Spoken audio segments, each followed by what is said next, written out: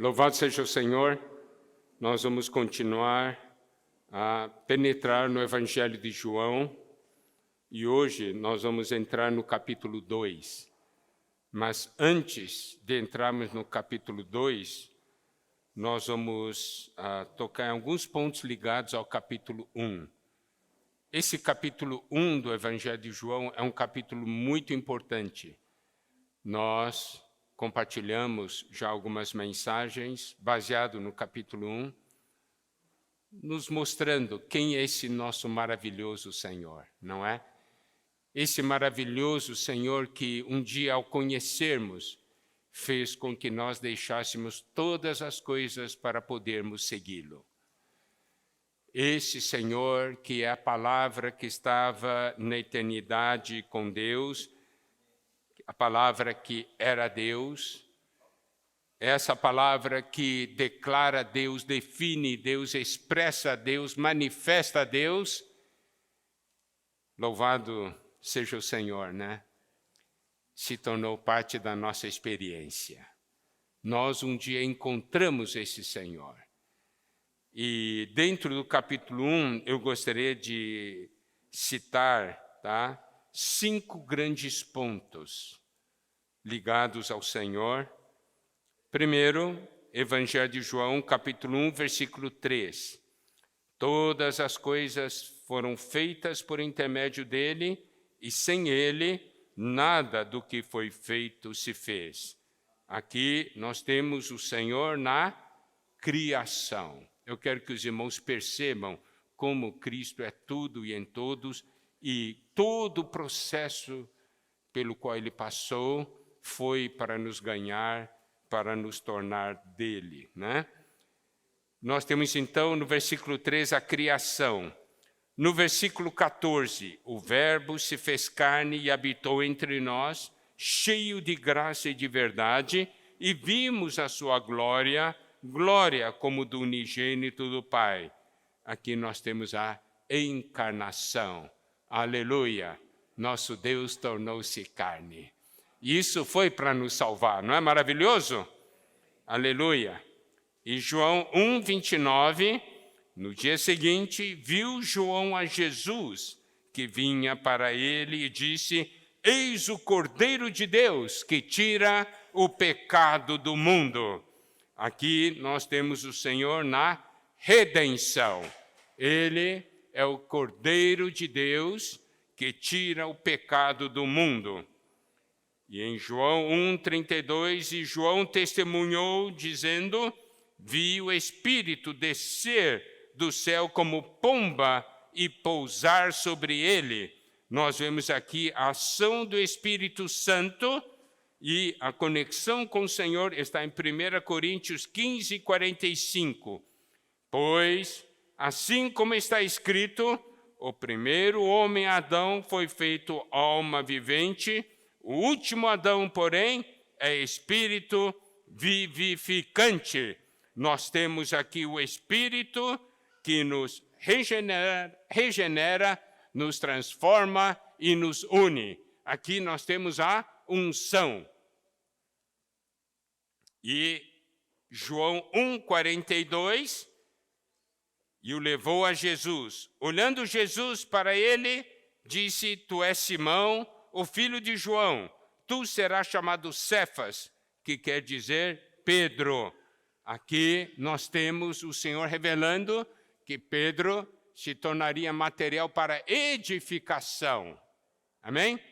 Então nós temos a edificação e também quando nós vimos o Senhor como aquela escada, fazendo com a conexão da visão de Jacó em Betel, que é a casa de Deus, vemos também a questão da edificação. Então, nós temos no Evangelho de João, capítulo 1, o Senhor na criação, encarnação, redenção, unção e edificação. Esse Senhor é o Senhor maravilhoso. E eu creio que todos nós, conhecendo mais esse Senhor revelado no capítulo 1, esse Senhor tão maravilhoso revelado na Bíblia, eu creio que isso fez com que nós o amássemos mais, o buscássemos mais, o anelássemos mais. Amém?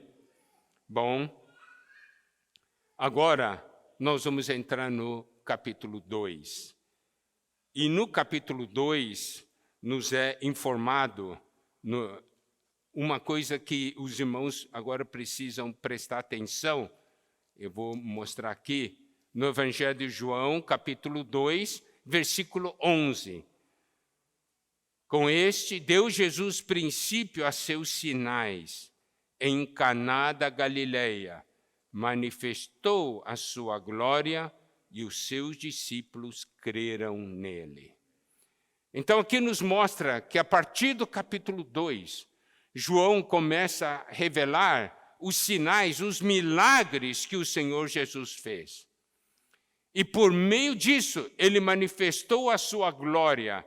Isso quer dizer que ele expressou Deus. E os seus discípulos creram nele. Como nós vimos desde o primeiro dia que penetramos no Evangelho de João, que esse Evangelho é para que nós creiamos no Senhor. Amém? Louvado seja Deus. E nesse capítulo 2, onde nós estamos vendo o primeiro sinal que o Senhor fez, nós percebemos algo, é que o Senhor quer participar das nossas vidas. Por quê? Porque esse relato que está em João 2, vamos ler versículos 1 e 2, tá bem? 3 dias depois, houve um casamento em Caná da Galileia, achando-se ali a mãe de Jesus. Jesus também foi convidado com seus discípulos para o casamento. É muito interessante que depois do Evangelho, depois de João registrar no capítulo 1 quem era esse Senhor, apresentando esse Senhor, ele registra que o primeiro sinal do Senhor foi num casamento. Casamento é algo ligado a todos nós. E devemos perceber que casamento é o nosso viver, a nossa vida. Que o Senhor chegou no casamento convidado, mostrando como o Senhor deseja estar envolvido com a nossa vida familiar. Deseja estar envolvido conosco. E se nós fizermos conexão com o livro de Gênesis, nós veremos que em Gênesis 1, 28 está escrito: e Deus os abençoou, ele disse: sede fecundos, multiplicai-vos, enchei a terra e sujeitai-a, dominai sobre os peixes do mar, sobre as aves dos céus e sobre todo animal que rasteja pela terra. Gênesis 1, 28 é o primeiro versículo na Bíblia que registra as palavras que Deus está falando para o homem. E essas primeiras palavras foram palavras de bênção para o casal. Está vendo? Casamento, o casal. A Bíblia começa assim: bênção para o casal. Não é maravilhoso que o Evangelho de João também registra que o primeiro sinal que o Senhor fez foi num casamento?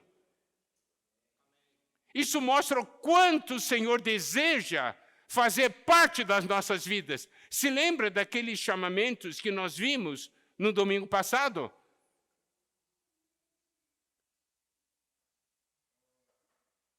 Quando João falou, ele vendo Jesus passar, disse: eis o Cordeiro de Deus. 2 discípulos foram seguir o Senhor, seguiram o Senhor. O Senhor vendo, estava seguindo, né? Se virou e disse assim: quem buscais? O que vocês estão procurando? Daí disseram: Rabi, mestre, onde você assiste? Onde você mora? Ali tinham os 2 discípulos querendo ter um viver com o Senhor. E aqui nós estamos vendo que o primeiro sinal no Evangelho de João, o Senhor está mostrando: eu quero estar no seu casamento, na sua casa, na sua vida. E é em nossa vida, na nossa vida familiar, que o Senhor deseja, para nós pessoalmente, manifestar o primeiro sinal. Não é um primeiro sinal em outros, mas o primeiro sinal para nós. Os irmãos compreendem? Isso é de grande impacto para as nossas vidas. O Senhor quer manifestar o seu poder na nossa casa. A nossa vida cristã se inicia na nossa casa.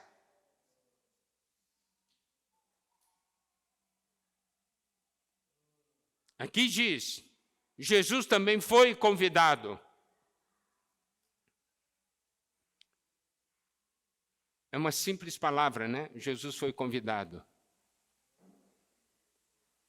Mas sabe o que isso na verdade quer dizer? Jesus é uma pessoa. Se você o conhecesse, se você o conhecer, é uma pessoa que você iria convidar para o seu casamento. Quem que você convida para o seu casamento? Quem? Desconhecido? Pessoas a quem você quer bem, não é isso? Diz isso, é uma pessoa importante para mim.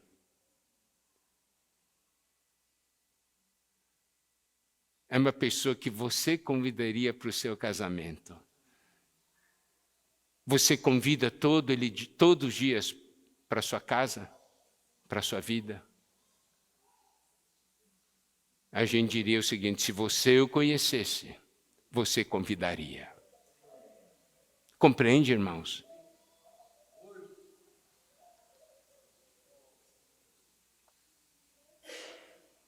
E também é alguém que você pediria para ele sempre estar na sua casa, porque ele é aquele que abençoa.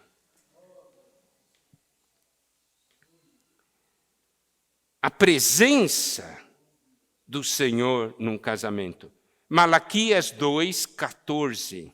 Malaquias 2:14, parte A. E perguntais por quê? Porque o Senhor foi testemunha da aliança entre ti e a mulher da tua mocidade. Esse é um versículo que eu uso muito nas comunhões de casais. É sobre um fato que a gente muitas vezes não percebe ou desconhece, mas a Bíblia diz: o Senhor foi testemunha da aliança entre ti e a mulher da tua mocidade. Significa, no dia que você casou, o Senhor Jesus diz: eu estava lá. Compreende?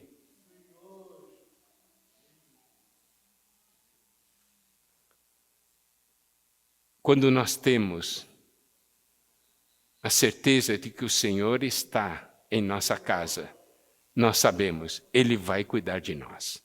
E é por isso que Ele está lá.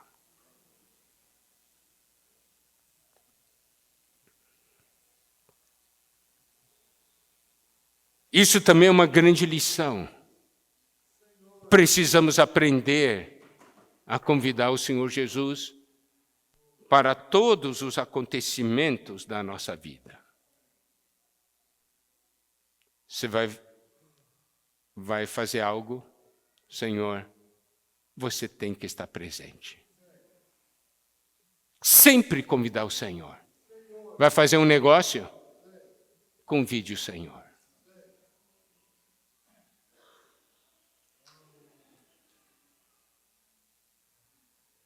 Agora, nós temos esse primeiro sinal que foi nesse casamento, que foi o evento no qual o Senhor transformou água em vinho. Nós vamos ver que esse princípio é o princípio de transformar morte em vida. O Senhor é aquele que transforma morte em vida. Evangelho de João, capítulo 5, versículo 24. Em verdade vos digo, quem ouve a minha palavra e crê naquele que me enviou, tem a vida eterna. Não entre juízo, mas passou da morte para a vida. Está vendo? Quando temos o Senhor, nós passamos da morte para a vida. E em que dia isso aconteceu? Nesse caso da bodas em Caná da Galileia, no capítulo 2, versículo 1, no início diz, 3 dias depois. E nós sabemos que 3 é o número da ressurreição. Se você contar os dias que o autor, o apóstolo João, menciona, ele diz várias vezes, né? No dia seguinte, depois, 3 dias depois. Ele não começou a contar desde o primeiro dia, mas ele usou essa expressão 3 dias depois, significa o quê? Ressurreição. Porque a ressurreição vence a morte. Esse é o princípio que está aqui.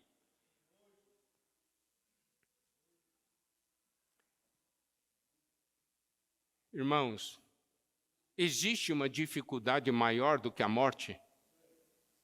O pessoal diz assim, né? Tem um ditado popular.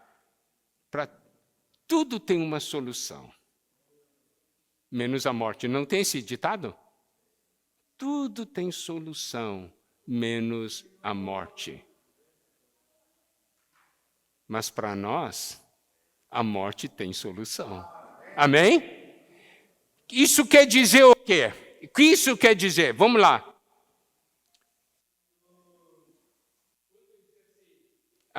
Tudo tem solução, menos a morte, significa... Pode ter muitas dificuldades, sempre se consegue vencer. Mas só que tem uma dificuldade que não se vence, é a morte. E eu quero mostrar também, a Bíblia mostra, 1 Coríntios 15, versículo 26. Dentro da obra que o Senhor está operando, né, nesse universo, até para subjugar todas as coisas a Ele, 1 Coríntios 15, 26 diz assim, o último inimigo a ser destruído é a morte. Mas quem é o nosso Deus? Romanos 4:17 diz, como está escrito, por Pai de muitas nações te constituí, perante aquele no qual creu, o Deus que vivifica os mortos e chama a existência as coisas que não existem. Nosso Deus é um Deus que vivifica os mortos. Isso quer dizer o quê? Ele vence todas as dificuldades, inclusive a morte. Se você tem a certeza disso, você não fica em paz? Você tem ou não tem problema, meu irmão? Tem, não é?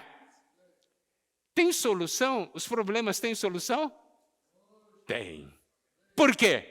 Porque nós temos o Senhor. Não é? É isso que nós precisamos ver.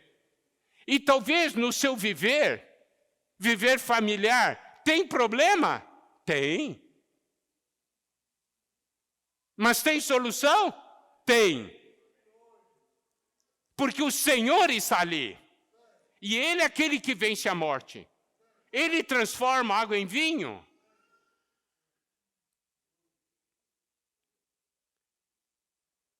E outro detalhe que nós precisamos ver, dentro desse versículo inicial, João 2, 3 dias depois, né? Então 3 dias é ressurreição, esse 3 é o número da ressurreição, diz assim, houve um casamento em Caná da Galileia. Cana significa junco. algo frágil, algo que se quebra. Deus sabe que todos nós somos frágeis. E é por isso que o Senhor veio. Ah, Senhor, eu sou fraco. E o Senhor diz, é por isso que eu estou aqui. Puxa, isso aqui é um consolo para nós.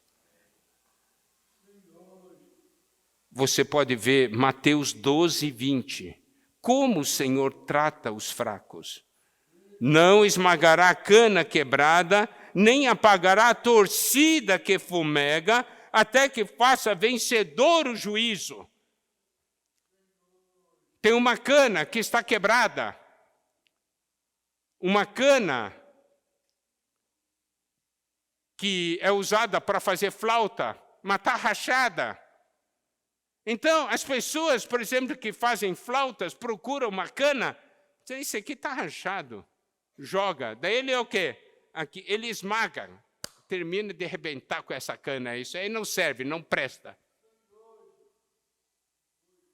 Mas o Senhor pega essa cana quebrada, essa cana rachada,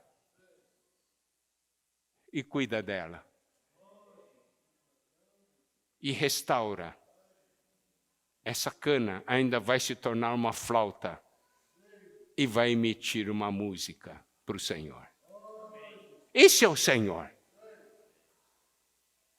Aquilo que os outros pisariam, Ele toma e cuida.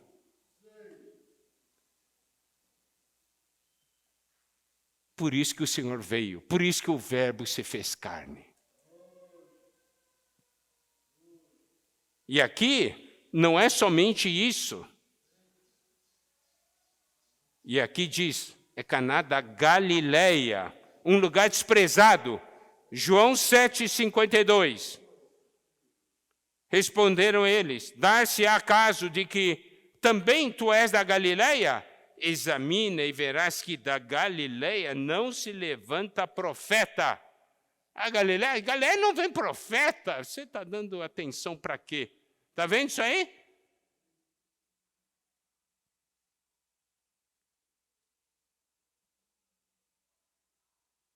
Para homens frágeis, desprezados, que o Senhor veio. Aleluia. Ele veio cheio de graça e de verdade. Ele veio até nós. E nós sabemos que nesse casamento o vinho acabou, não é? Olha o versículo 3. Tendo acabado o vinho, a mãe de Jesus lhe disse, eles não têm mais vinho. Nós sabemos que o vinho é alegria humana. O casamento é um momento importante do ser humano. É um momento de felicidade. E o vinho é o prazer, a alegria que está naquele casamento. E o vinho acabou. Sabe por que Jesus foi para lá? Convidado? Ele foi convidado e ele foi. Ele sabia que o vinho ia acabar. Ele sabia. E preste atenção, ele foi para que quando o vinho acabasse, ele estivesse ali presente. Compreendeu? O Senhor sabe de todas as situações. Mas se Ele estiver ali, quando o vinho acaba, tem solução. Quando o vinho acaba, significa que terminou o prazer, terminou a alegria, terminou o desfrute. Na vida, termina o dinheiro, termina a saúde, termina o emprego. Não termina? E quando termina algo que nós temos, qual é Qual é o nosso sentimento? Perdemos a alegria. Mas nesse mundo, tudo passa. Só o Senhor permanece. Só a palavra de Deus permanece. A glória do mundo, tudo, né? Nós podemos ver que na primeira epístola de Pedro fala disso aí. 1 Pedro, capítulo 1, versículo 24. Aliás, vamos começar no versículo 23 melhor. Pois fostes regenerados, não de semente corruptível, mas de incorruptível, mediante a palavra de Deus, a qual vive e é permanente. Nós somos gerados de uma semente incorruptível. Mediante a palavra de Deus que vive e é permanente. E aí continua. Pois toda a carne é como a erva, e toda a sua glória como a flor da erva. Seca-se a erva, cai a sua flor, a palavra do Senhor, porém, permanece eternamente. Tudo passa, o Senhor fica. O vinho do mundo acaba. Aquilo que nos dá alegria acaba.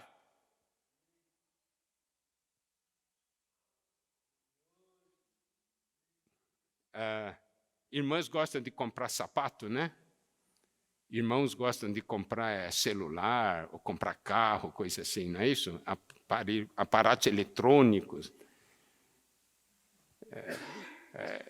A gente vê, né, quando tem irmão que compra um celular, aparato eletrônico, ele fica ali empolgado e fica aquele dia inteiro, nem come. Mas depois de um tempo, está ali, né? Está ali jogado. Passa, tudo passa.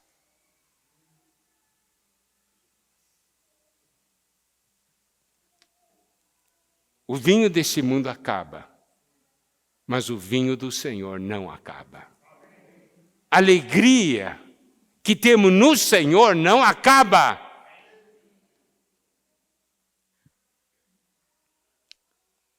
E aí, quando acaba, daí veio o pedido, não é isso? A Maria pediu para o Senhor, então. Disse assim: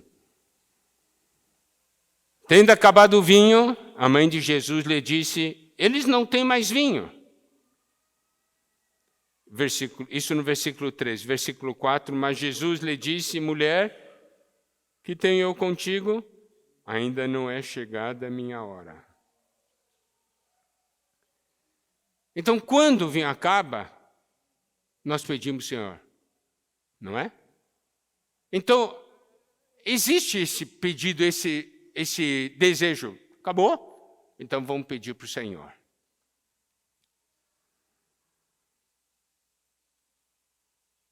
Agora, o Senhor respondeu algo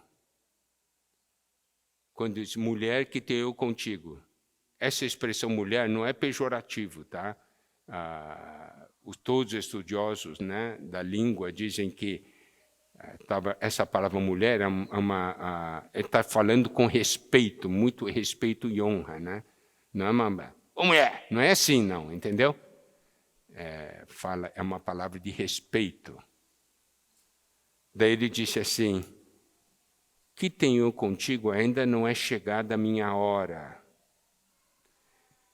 Aí entra algo muito importante em nossas vidas. Quando nós temos um problema, nós pedimos ao Senhor, correto? Pedir ao Senhor, está certo, não tem problema. O nosso grande problema é que depois de pedirmos ao Senhor, a gente fica esperando, daí, quando é que o Senhor vai me responder essa oração? É a hora que isso vai acontecer. O Senhor disse assim: não é chegada a minha hora. Em outras palavras, a minha hora é diferente da sua hora. E esse aspecto, amados irmãos, é muito importante na nossa experiência com o Senhor. Por quê? Porque muitas vezes, por causa da hora que o Senhor vai responder, nós desanimamos e enfraquecemos. Porque nós não percebemos a questão é que o Senhor tem a sua hora, tá?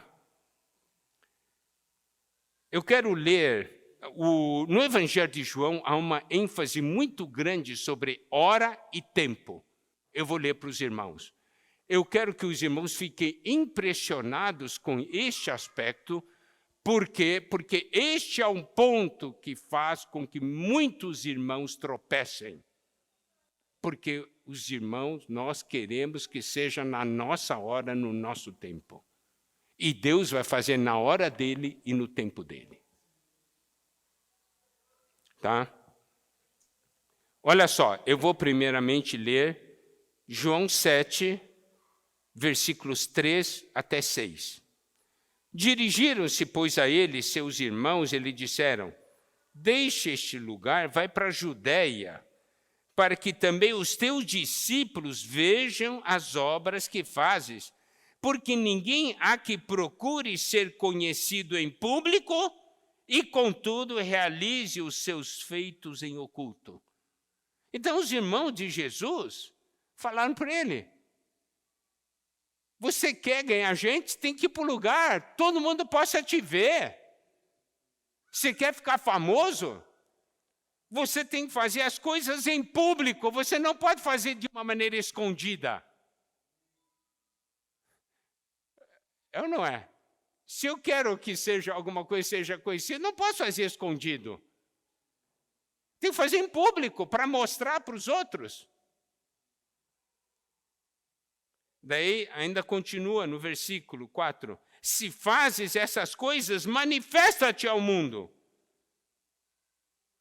Pois, versículos 5 e 6, pois nem mesmo seus irmãos criam nele. Disse-lhes, pois, Jesus: o meu tempo ainda não chegou, mas o vosso sempre está presente. Isso quer dizer o quê? Não sou eu que escolho o meu tempo, é Deus que escolhe o meu tempo.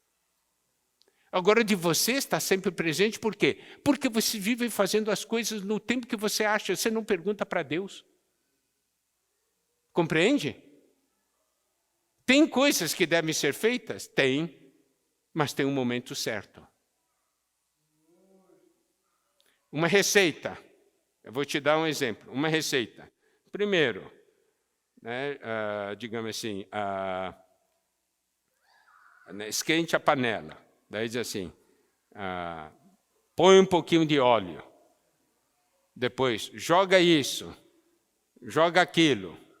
Depois diz assim, agora coloque um ovo. Você pode ver? Você sabe que tem que colocar o ovo na receita. Mas você, antes de esquentar a panela, já quebra e joga dentro da panela. Colocar o ovo, tá certo? Tá. Mas tem que ser na hora certa. Entendeu? Irmãos e irmãs, quantas receitas de Deus nós estragamos porque nós não sabemos esperar.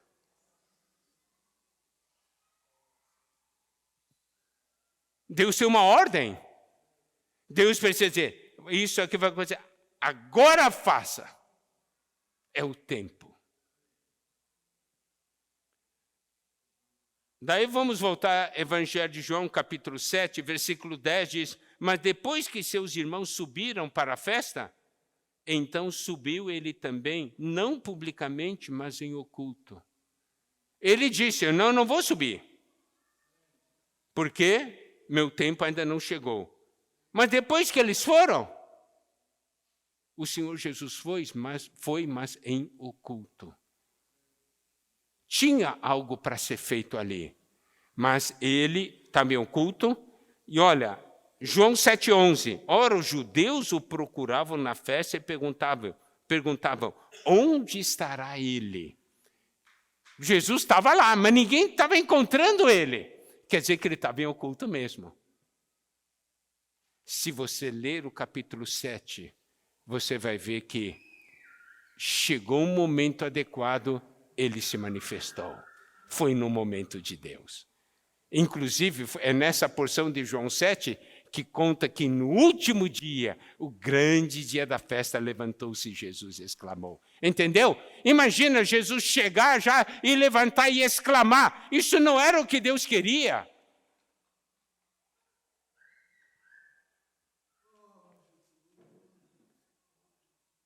Então, eu vou ler para alguns irmãos, tá? Alguns versículos. João 2:4. A parte final diz: ainda não é chegada a minha hora. João 4:21. Disse-lhe Jesus: mulher, podes crer-me que a hora vem. João 4:23. Mas vem a hora e já chegou. João 5:25. Em verdade vos digo que vem a hora e já chegou.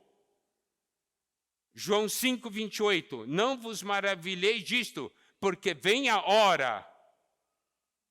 João 7:30. Então procuravam prendê-lo, mas ninguém lhe pôs a mão, porque ainda não era chegada a sua hora.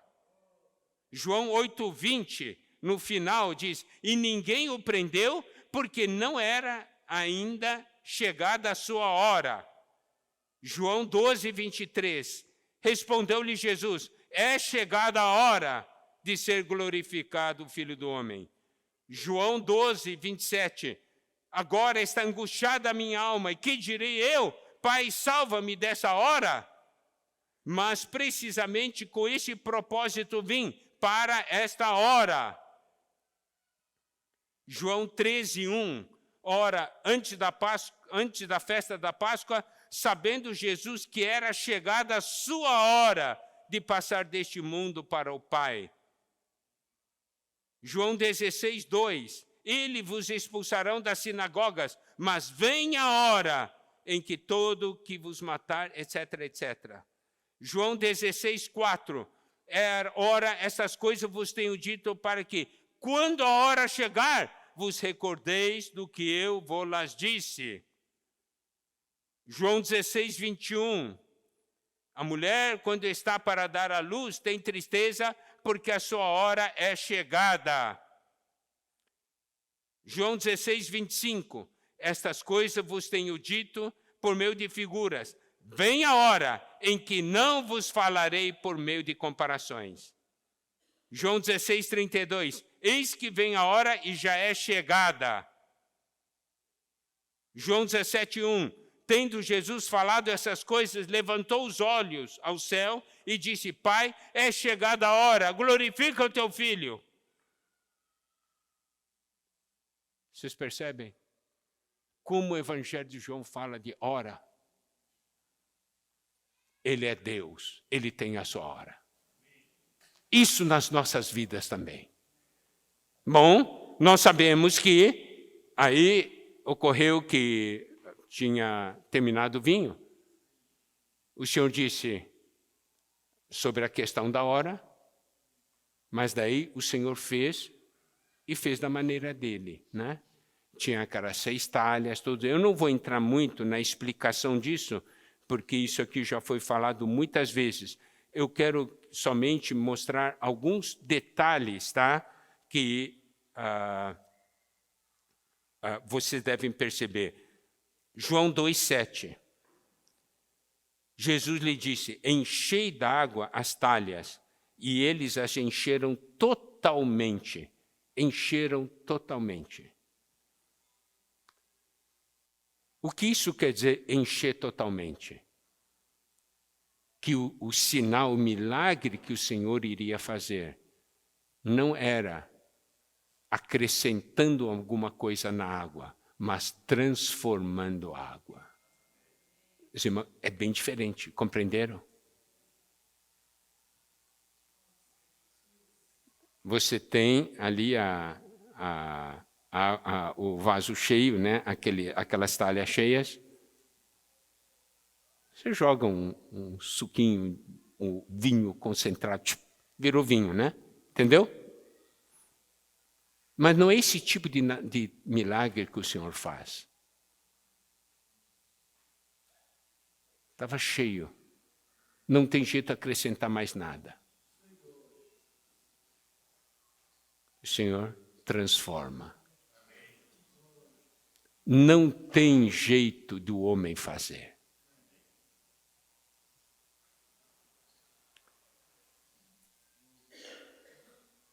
E agora eu quero tocar num ponto que é muito importante, é que daí o Senhor diz, né? Tirai agora e levai ao mestre-sala. E eles fizeram. E tendo o mestre-sala provado a água transformada em vinho, não sabendo de onde viera, se bem que sabiam os serventes que haviam tirado a água, chamou o noivo. Então, ocorreu o milagre.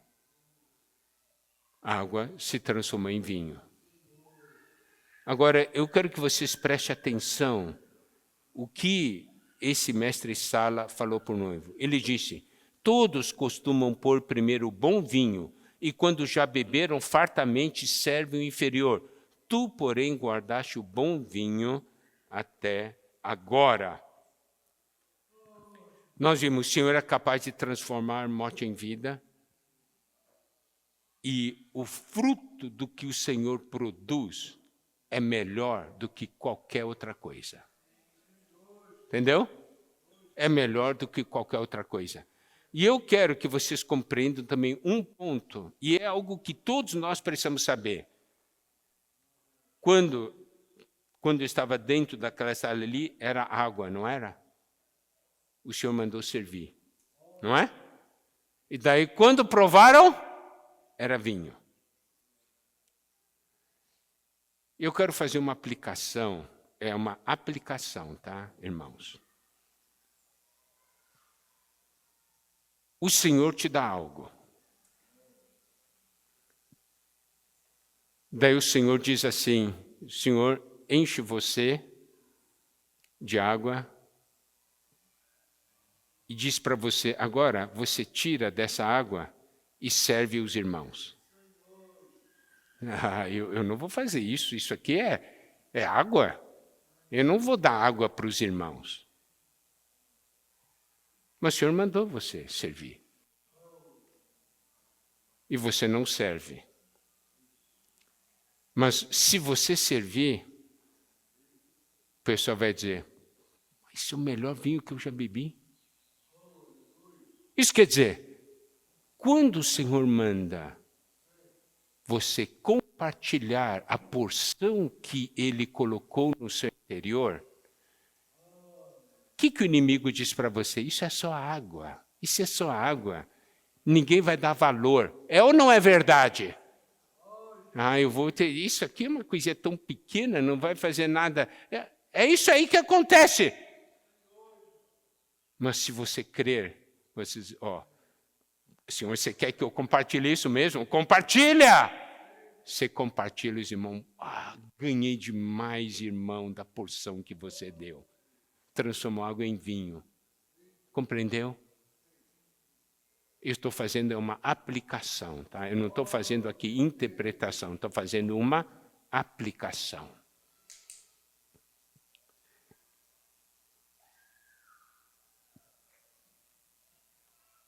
Os sinais do Senhor têm que começar em nossa casa, em nossa vida. E vai ganhar toda a terra. Não é? Então, não esqueçam, sempre convidar o Senhor.